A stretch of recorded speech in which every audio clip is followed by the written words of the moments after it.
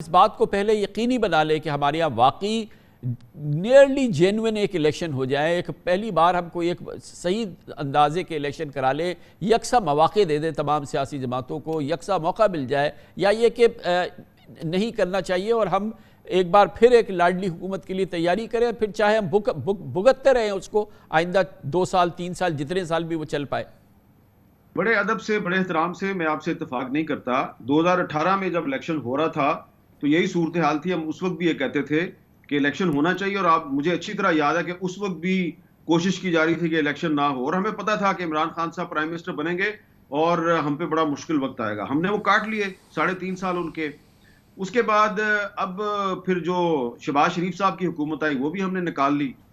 اب آپ کہتے ہیں جناب کہ ایک انجینئرڈ الیکشن کے ذریعے ایک لاڈلی حکومت آئے گی، تو کیا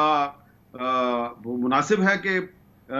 وہ جو بھی کرے گی وہ ہم اس کو برداشت کریں؟ تو میرا خیال ہے کہ وہ جو انجینئرڈ الیکشن میں کے ذریعے جو بھی لاڈلی حکومت آئے گی اس میں سیاسی لوگ ہی ہوں گے نا، تو وہ سیاسی لوگ جو ہیں وہ ہم پہ پابندیاں لگائیں، ہمیں گرفتار کریں، ہم پہ بغاوت کے مقدمے قائم کریں، ان کے ساتھ لڑا جا سکتا ہے۔ لیکن ایک بات یاد رکھیے گا، اگر 8 فروری کو الیکشن نہیں ہوگا تو اس کے بعد پھر جو کچھ بھی ہوگا اس کے نتیجے میں پھر جو کچھ ہوگا وہ میرا خیال ہے کہ پھر جو میں آپ کے ساتھ یہ بات کر رہا ہوں نا، یہ بات کرنی بھی بڑی مشکل ہو جائے گی۔ تو اس لیے جو بھی ہے، جیسی بھی ہے، گندی ہے، بدترین ہے، کمزور ہے، کرپٹ ہے، تو جمہوریت جیسی بھی ہے اس کو چلنے دیں اور الیکشن ہونے دیں۔ اگر 8 فروری کو الیکشن نہیں ہوا تو اس کے بعد ایسا گندا اور دھاندلی زیادہ الیکشن بھی نہیں ہوگا، پھر صرف آپ کے اور میرے ٹی وی چینل پہ کچھ نتائج کا اعلان کیا جائے گا بغیر پولنگ کے، اور آپ کو وہ قبول کرنا پڑے گا۔ تو یہ جو الیکشن ہوگا اس میں یہ صورتحال نہیں ہوگی جو اب ہم جس الیکشن کی جانب بڑھ رہے ہیں۔ یہ جو آپ نے ایک بڑا، بالکل میں اس پہ میں آپ سے کوئی اختلاف نہیں کر رہا، بالکل عزت کے ساتھ، مگر جو ابھی الیکشن ہو رہا ہے یہ بہتر ہوگا الیکشن۔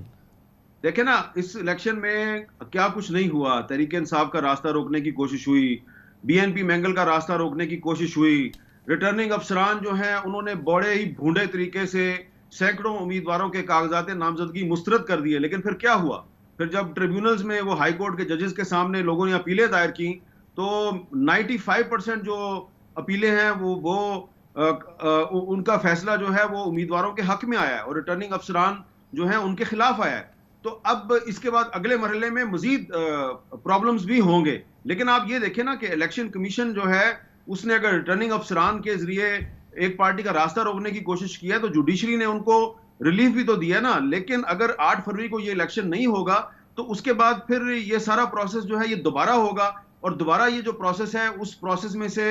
کچھ امیدواروں کا نکل کے الیکشن تک پہنچنا بہت مشکل ہو جائے گا۔ اس لیے یہ جو لوگ الیکشن ملتوی کروانا چاہتے ہیں دراصل وہ کسی نہ کسی کا راستہ روکنا چاہتے ہیں۔ لیکن اس کے ساتھ ہی ابھی جو ہم نے ایک عمران خان صاحب کی حکومت تھی، اس دوران جو کیفیت تھی وہ میں اور آپ ہم سب اس کی عکاسی بھی کرتے رہے، ہمیں معلوم ہے کہ وہاں اس وقت کیا ہوا، معاشی صورتحال کیا تھی، سیاسی صورتحال کیا تھی، اسٹریٹجک معاملات کیا تھے۔ لیکن اس کے بعد پھر پی ڈی ایم کی حکومت آئی، یہ تو ایک جمہوری حکومت آ گئی، اس کو نون لیگ لیڈ کر رہی تھی، اس میں زرداری صاحب بھی تھے، اس میں بلاول صاحب بھی تھے، اور اس میں جو عوام کو جو رزلٹس ملے ہیں، جو عوام کو اس دوران جس صورتحال کا سامنا کرنا پڑا ہے، جو ہماری معیشت کی کیفیت ہوئی ہے، جو ہمارے ایکسچینج ریٹ کا حال ہوا ہے، جو ہمارے جو ڈار صاحب کے معاملات جس طرح سے آئی ایم ایف کے ساتھ چلے ہیں، اس کی بھی تو کوئی عوام میں کوئی بڑی کوئی دلکش یاد تو نہیں ہوتی نا کہ دیکھیں جمہوریت آتی ہے تو کس قدر بہتر انداز سے حکومت چل رہی ہوتی ہے، کس قدر بہتر انداز سے۔ اور ابھی آپ نے آزادی رائے کی اور ڈیفینیٹلی جو میڈیا کی آزادی اس کی بات کی، اور میں آپ کی قربانیوں کی بھی بالکل قدر کرتا ہوں، لیکن کیا یہ جو پی ڈی ایم کے زمانے میں ہمیں اظہار رائے کی آزادی تھی، کیا یہ بھی وہ اظہار رائے کی آزادی ہے جس کے ہم منتظر ہیں کہ ایک بار جمہوریت آئے تو ہمیں وہ اظہار رائے کی آزادی مل جائے؟ دیکھیں، جو پی ڈی ایم کا دور حکومت ہے اس میں جو پچھلی قومی اسمبلی تھی اس نے ہیومن رائٹس اور آزادی اظہار پر پابندیاں لگانے کے لیے بہت بدترین قسم کے بل منظور کیے، اور جب ہم نے ان بلوں کی مخالفت کی تو ہم پہ طرح طرح کے الزامات لگائے گئے۔ لیکن آپ یہ دیکھیں نا کہ اگر 8 فروری کو الیکشن نہیں ہوتا تو اس کے بعد تو پھر آج سینیٹر افنان اللہ صاحب نے بالکل درست کہا کہ پھر تو الیکشن بھول جائے نا، پھر الیکشن نہیں ہوگا. اور میں آپ کو بار بار ایک ہی بات کہہ رہا ہوں کہ یہ کچھ لوگوں کا راستہ ابھی تک روکنا مشکل ہو رہا ہے، کیونکہ جن لوگوں کو کچھ لوگ چاہ رہے تھے کہ ریٹرننگ افسران کے ذریعے ان کے کاغذات نامزدگی مسترد کر دیے جائیں اور وہ بیلٹ پیپر تک ان کا نام نہ آئے، تو ان میں سے تو بڑی تعداد میں جو لوگ ہیں وہ نکل گئے ہیں، جوڈیشری نے ان کو ریلیف دے دیا ہے. تو یہ جو ابھی ٹائم لیا جائے گا، ٹائم گین کیا جائے گا 8 فروری کے بعد، جتنا بھی 2 مہینے 3 مہینے 6 مہینے، تو اس میں جہاں سے ریلیف مل رہی ہے تو وہاں وہ راستہ ریلیف کا بند کرنے کی کوشش کی جائے گی. اور میں بار بار ایک ہی بات کہہ رہا ہوں کہ جسٹس قاضی فاضیسہ صاحب جو ہیں وہ چیف جسٹس ہیں، ابھی ان کے 8-10 مہینے باقی ہیں، تو کون ان کی بات پہ یقین کرے گا؟ ایک مذاق بن جائے گا آپ کا چیف جسٹس. کیا یہ جو آپ کہہ رہے ہیں کہ یہ جس خدشے کا آپ اظہار کر رہے ہیں، کیا یہی وجہ ہے کہ آج جب سینٹ سے یہ قرارداد منظور ہو گئی، ایک بہت سگنیفیکنٹ ڈیولپمنٹ ہے، اس کی سمبولک بہت ویلیو ہے، پیپلز پارٹی نے فوری طور پہ اس پہ احتجاج کیا ہے، شری رحمان نے پریس کانفرنس کی ہے، لیکن نون لیگ کا کوئی رد عمل سامنے نہیں آیا ہے. نواز شریف صاحب خاموش ہیں، مریم خاموش ہے، شہباز شریف صاحب خاموش ہیں، اور پوری ٹاپ لیڈرشپ جو ہے وہ نون لیگ کی، وہ اس کا لگاؤ 8 فروری کے ساتھ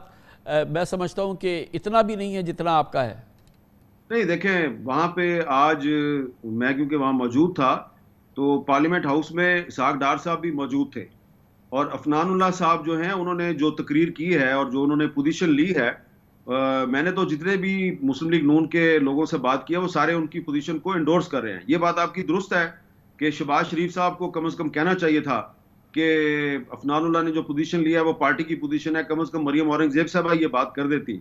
لیکن اگر انہوں نے نہیں کی تو انہوں نے تردید بھی نہیں کی. لیکن آپ یہ دیکھیں کہ آج جو گردیپ سنگھ صاحب تھے جن کا تعلق تحریک انصاف سے ہے، جب افنان اللہ صاحب تقریر کر رہے تھے تو وہ تائید میں سر ہلا رہے تھے، اور اس کے بعد سینیٹر ہمایوں محمد صاحب جو ہیں جن کا تعلق تحریک انصاف سے ہے، انہوں نے بھی جو افنان اللہ صاحب ہیں ان کے موقف کی حمایت کی ہے، اور پیپلز پارٹی بھی کر رہی ہے. تو یہ دیکھیں نا، یہ جن لوگوں نے یہ قرارداد پیش کی ہے، اس قرارداد کی میری ناقص رائے میں تو کوئی اہمیت نہیں ہے، اس لیے کہ یہی جو ہاؤس ہے سینٹ کا، یہ سینیٹر مشتاق احمد خان کی جو قرارداد تھی پچھلے سال کہ جو جنرل الیکشن ہے 90 دن کے اندر کروایا جائے، یونینمس ریزولوشن منظور ہوئی تھی، تو وہ جو یونینمس ریزولوشن اس پہ عمل درآمد نہیں ہوا، کیونکہ پارلیمنٹ یا قومی اسمبلی کی جو ریزولوشن ہوتی ہے وہ بائنڈنگ نہیں ہوتی. لیکن آپ یہ دیکھیں کہ یہ قرارداد جن لوگوں نے پیش کی ہے، انہوں نے اس قرارداد کی وجہ سے آج بڑے عرصے کے بعد مسلم لیگ نون اور پیپلز پارٹی اور تحریک انصاف کو ایک پیج پہ اکٹھا کر دیا ہے. یہ ان کے لیے خطرے کی گھنٹی ہے جو اپنے آپ کو سب سے زیادہ محب وطن اور سب سے زیادہ سمجھدار سمجھتے ہیں. ہاں حامد صاحب، مگر یہ جو ہماری تینوں جماعتیں ہیں، یہ تھی نا جب پنجاب اور خیبر پختونخوا کی اسمبلیز تحلیل ہوئی اور 90 دن میں الیکشن ہونے تھے، یہ تھی نا جب قومی اسمبلی تحلیل ہوئی اور 90 دن میں الیکشن ہونے تھے، تو یہ الیکشن تو ہونے تھے نا، اور نہیں الیکشن ہوئے. یہی تینوں جماعتیں تھیں نا اس وقت بھی، یہ اپنے ایک صفحے پہ تھی، اور آج بھی یہ ایک صفحے پر ہے. نہیں، اس وقت ایک صفحے پہ نہیں تھی جی، اس وقت یہ ایک صفحے پہ نہیں تھی. اس وقت مسلم لیگ نون اور پیپلز پارٹی کی کوشش تھی کہ الیکشن 90 دن میں نہ ہو، صرف تحریک انصاف چاہتی تھی کہ الیکشن 90 دن میں ہو. لیکن آج صورتحال یہ ہے کہ آج تینوں پارٹیاں جو ہیں وہ چاہتی ہیں کہ الیکشن 8 فروری کو ہی ہو، اور اس کے لیے 2 پارٹیاں کھل کے سامنے آ گئی ہیں، پیپلز پارٹی اور تحریک انصاف. اور جو مسلم لیگ نون کا موقف ہے وہ افنان اللہ صاحب نے بیان کر دیا ہے. اب آپ کو بھی اچھی طرح پتا ہے کہ شہباز شریف صاحب جو ہیں وہ کیوں خاموش ہیں، لیکن اندر سے تو وہ افنان اللہ میرے بھائی حامد بھائی، یہ افنان اللہ صاحب کا موقف اور ان کے والد محترم مشاہد اللہ صاحب کے موقف کی کیا اہمیت ہوتی ہے، اور پھر کیا ان کا بیچارے اللہ تعالیٰ ان کو غریق رحمت کرے، وہ کس اس میں پہنچتے ہیں. تو وہ ضروری نہیں ہے کہ جو افنان اللہ کا موقف ہو وہ نواز شریف صاحب کا بھی موقف ہو، شہباز شریف صاحب کا بھی ہو. ظاہر ہے کہ اس کی کوئی جھلک نظر آ جاتی ہے. اگر آج کی کیفیت پہ بے چینی ہوتی یا اضطراب ہوتا تو ہمیں پتہ ہے مسلم لیگ نون کس طرح سے ریئیکٹ کرتی ہے. احسن اقبال سیکرٹری جنرل ہیں، وہ سامنے آ جاتے، نواز شریف صاحب کا تحریری یا شاید آج کل سامنے نہیں آتے میڈیا کے، وہ ویسے کوئی بیان دے دیتے. مگر آپ جو اس رسپانس کو آپ اگر یہ سمجھے کہ یہ واقعی مسلم لیگ نون کی پوری حمایت ہے اس بات پہ کہ آج کی جو کارروائی ہے یہ غلط ہے، وہ میں اس کو میرے خیال میں شاید یہ تسلیم کرنا مشکل ہوگا. نہیں، اس لیے میں بات کر رہا ہوں کہ کیونکہ اسحاق ڈار صاحب پارلیمنٹ ہاؤس کی بلڈنگ میں ہی موجود تھے اور عفنان اللہ صاحب ان کے رابطے میں تھے، تو ظاہری بات ہے اگر انہوں نے جو بھی اتنی لمبی تقریر کی ہے اور ان کو پیچھے سے بلنگ کی کوشش بھی کر رہے تھے بی اے پی کے سینیٹرز، تو میں اپنی موقف پہ قائم ہوں کہ عفنان اللہ صاحب نے جو تقریر کی ہے وہ ان کی پارٹی کا موقف ہے.